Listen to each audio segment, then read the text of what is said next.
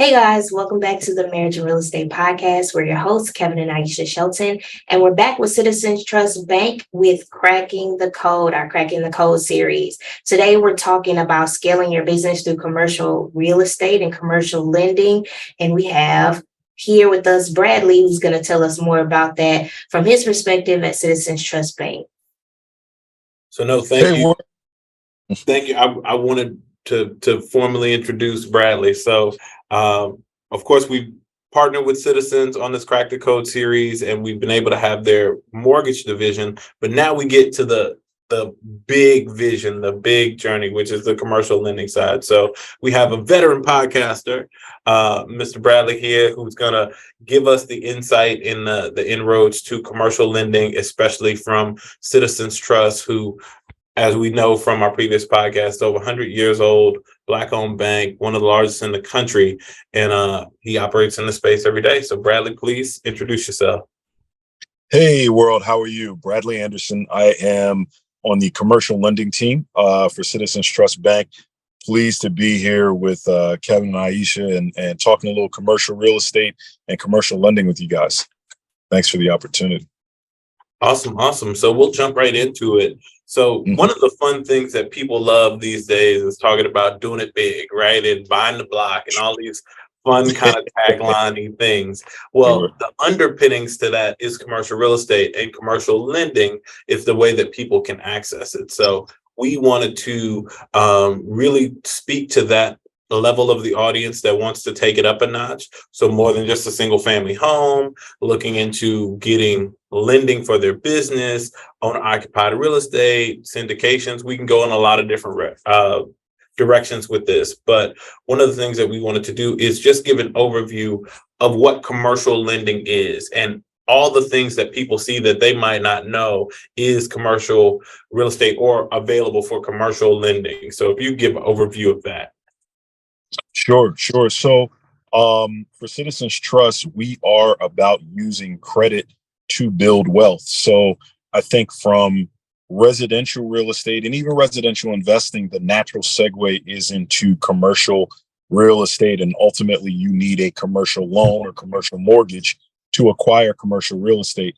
One of the big differences I find between commercial real estate and residential real estate, other than the fact that you live in it, right, is how value is derived and understood, right? So in residential real estate, valuation is more subjective, right? It's really what someone is willing to pay for something that sets the value. And so now you'll have an appraisal, you'll look around, you'll say, well, what are the comparable sales in a particular market? And those comparable sales set the market, and you look like for like, apple for apple, oranges for oranges to oranges. In commercial, the underlying value is derived from cash flow, right? What is the cash flow of a particular property? You're looking at your operational expenses as well as your CapEx, right? How much does it cost to operate? How much did it cost to acquire and fix up or do repairs and maintain? When you look at that and take all of that and say, okay, well, now how much money is left over?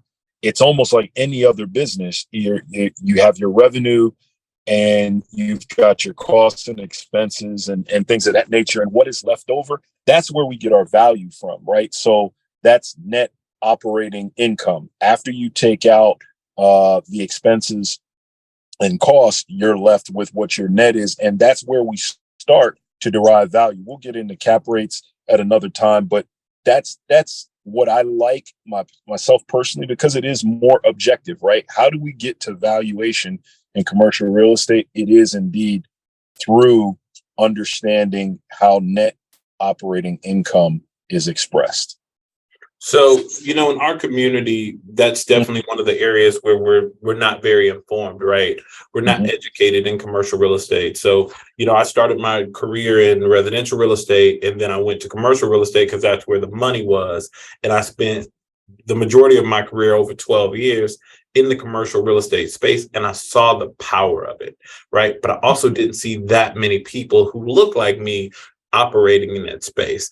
Why has that been so hard historically? Like, why has, Black people been kind of boxed out of commercial real estate? And what are some of the ways that we can overcome those challenges?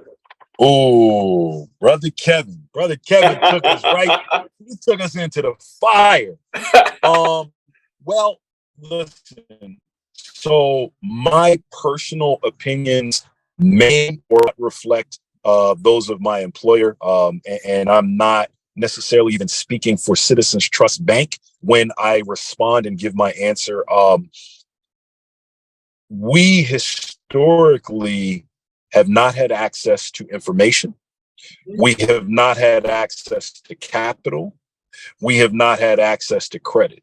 Those three things are the most important things. And I'll throw another word in there, opportunity, right? So access to capital, access to credit, access to knowledge, and access to opportunity. Those four things are the integral components of anything where business and commerce are concerned, right? And so we can break down specifically those things. Access to capital. Well, capital is pooled, right? It's pulled together.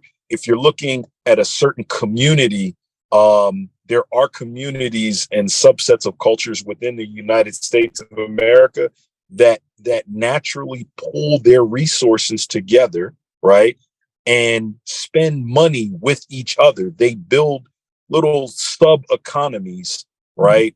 That keep their dollars circulating and take some of those dollars out to invest, whether that's in the infrastructure of the community or whether that's in acquiring assets that benefit them, the individual, their family, and their larger community, right? So you have that. That's the capital piece.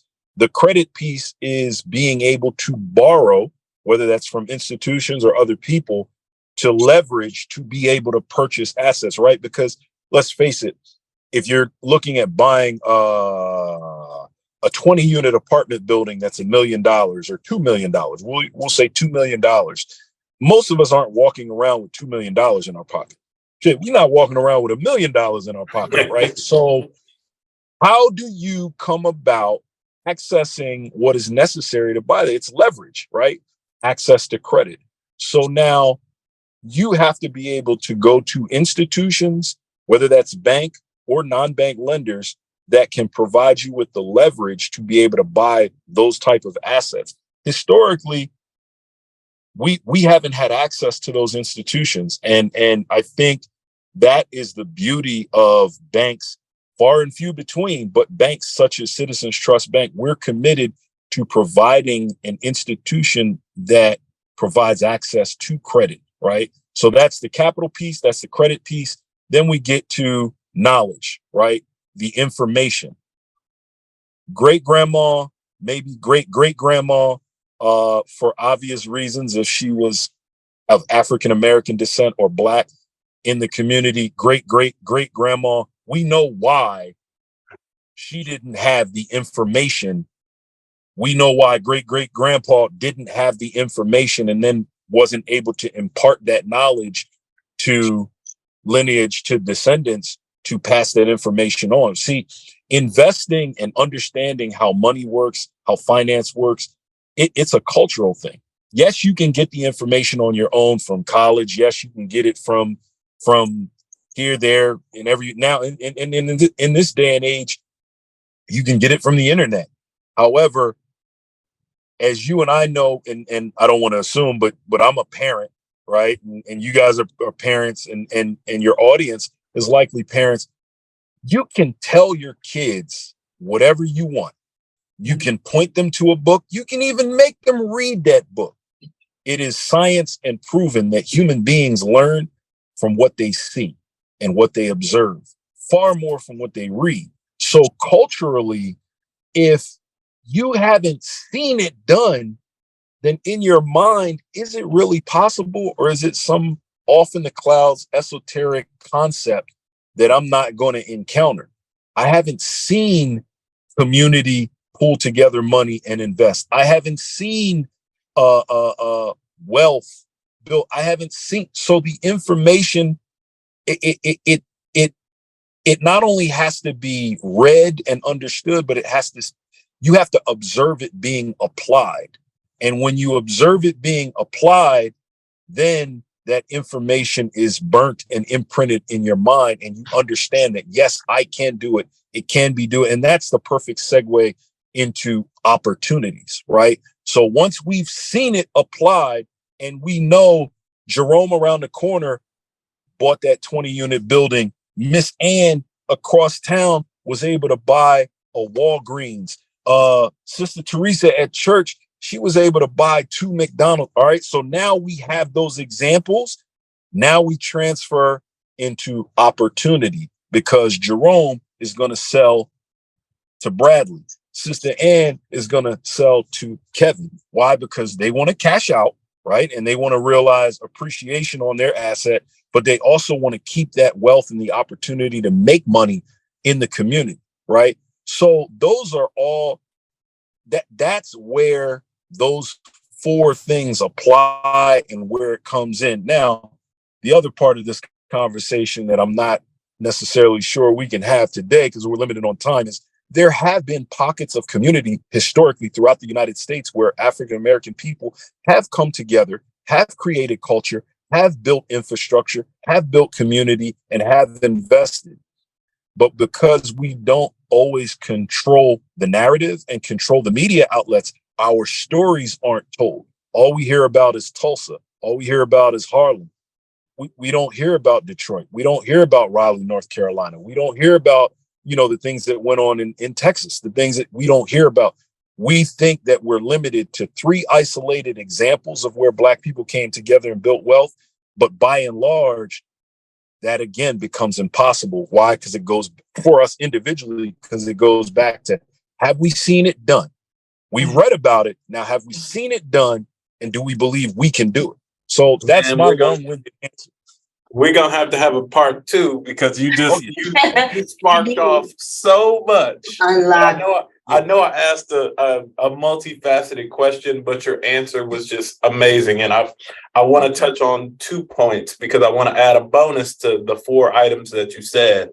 But the first thing I want to touch on is that exposure piece of seeing it done. The biggest thing that I've noticed in our family, and this is just literally our transition into real estate, is the trajectory change in our immediate and kind of external family because we started to invest and go into real estate. So now we've spawned other couples who invest in real estate, who work full time in real estate. We've sparked the idea of real estate in and it's just really exposure. But even in our own children, in our household, now it's a regular conversation.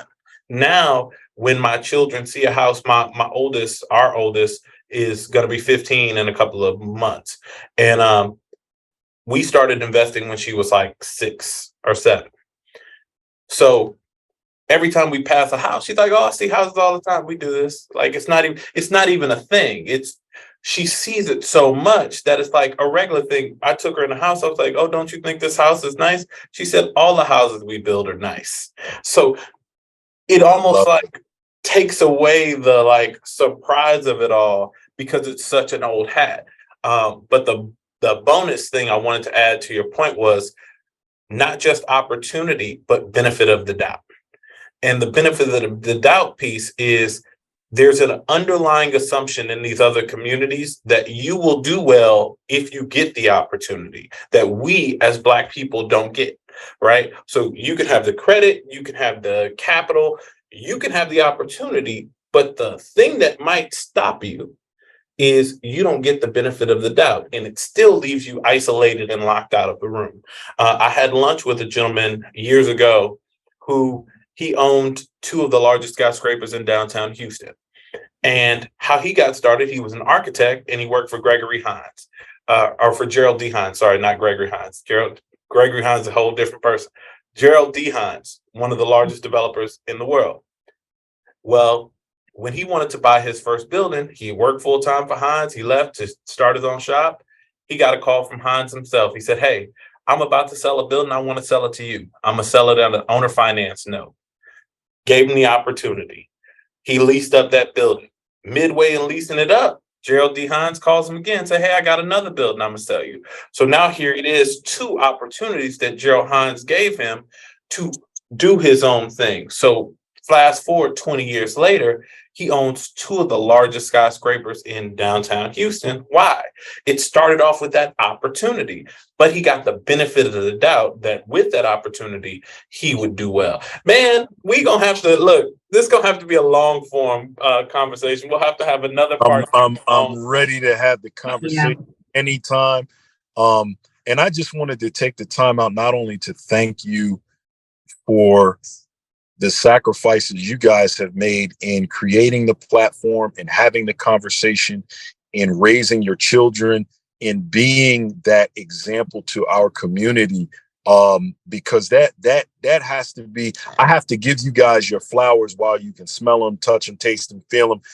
Shit, if you vegan, cook them and eat them, right? So I have to do that because it's so important to create and push forward culture. And to piggyback off of your point on benefit of the doubt, right? Let's talk about it. Benefit of the doubt. Your children have seen you guys over the last 10, 15 years be successful. And a part of that success has been your wins and the opportunities to learn. I don't call them losses, but the opportunities to learn.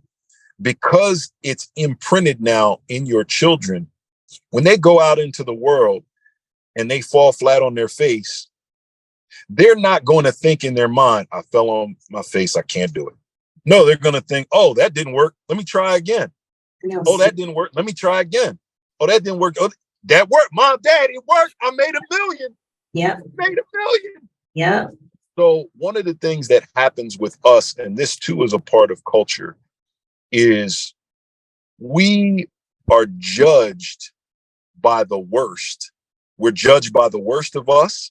We're judged by our failures. We're judged because a lot of us have the pathology of cultural image or cultural self-hate, right? When you go into that African-American or Black restaurant and you have a bad customer experience, man, I ain't going back to no more Black restaurants. I ain't going.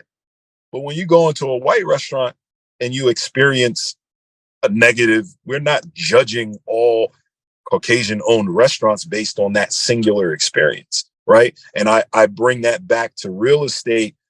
If you step out and do it or attempt it, if you're not successful the first time, the second time, the third time, that's not an indictment of you. That's not an indictment of where you come from. That's not an indictment of your culture and your ethnicity. You just have to keep trying. There's you to learn. And so I think that's very important. What you guys do in the creation of culture and pushing forward as a stellar example is an amazing and beautiful thing. And I think that's why Citizens Trust Bank is here to partner with people such as yourselves and to help grow not just the dollars and cents, but the wealth of culture, right? And that's how we change the tide of what has occurred to us. And I don't like to harp too much on the past and the negatives, but we do have to acknowledge it. We do have to talk about it in order to solve it, to fix it. And that point about benefit of the doubt is so crucial.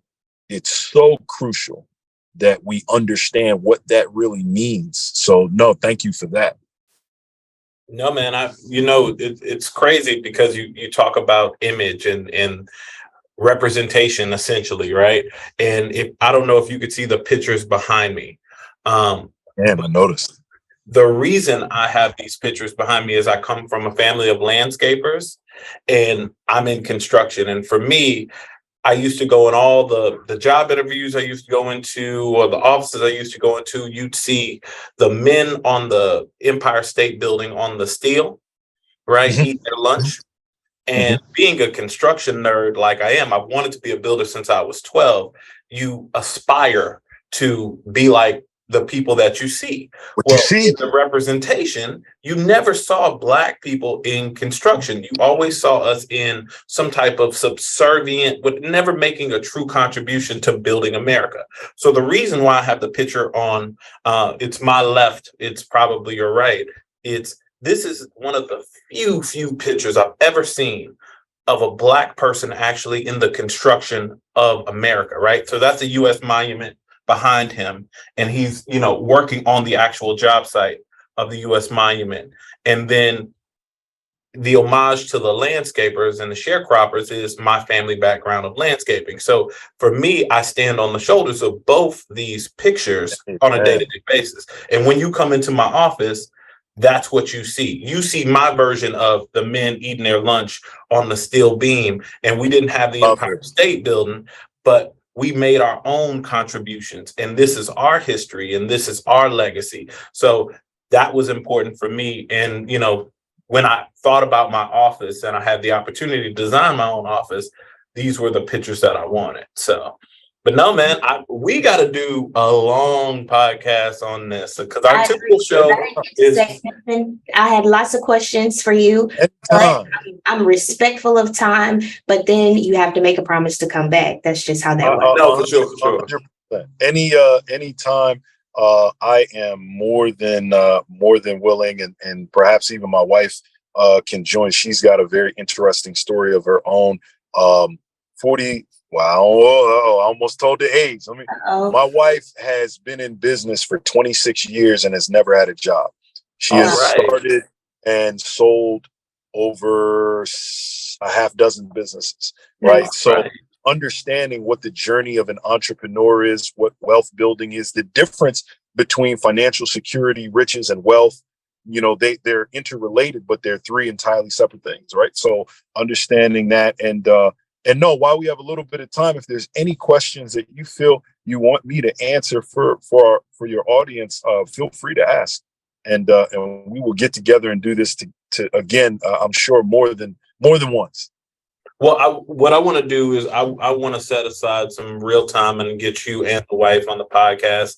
And I definitely want to really give Citizens Trust Bank a shout out for not only you guys investing in our local community and investing in us as a business, but partnering with us on bringing this information to our audience and being so passionate about our community and being of the community, because we don't have enough banks. We have very, very few. And you guys are really putting your money up where your mouth is. And for me, that's what matters, right? Because we all talk that talk, and the reality of the situation is if we don't get the benefit of the doubt at the end of the day, it doesn't really matter, right? And I would say that for what I've seen from your team, from your company, you guys do that. So I appreciate you. I appreciate your time. This is not by any means the end.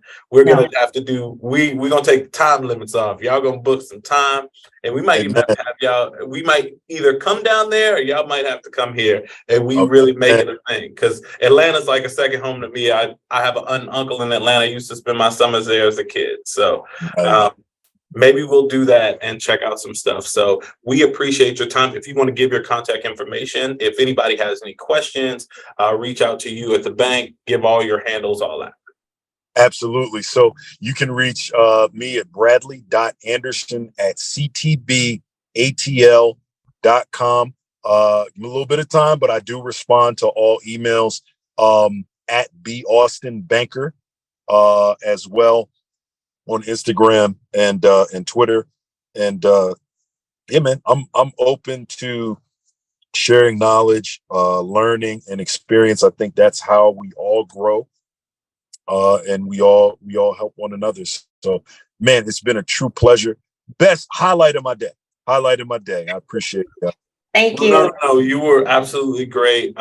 This has been the Marriage and Real Estate Podcast. Please like, subscribe, share this podcast, and we look forward to more information for our audience on this. So this has been another week. We'll see you guys. We're out.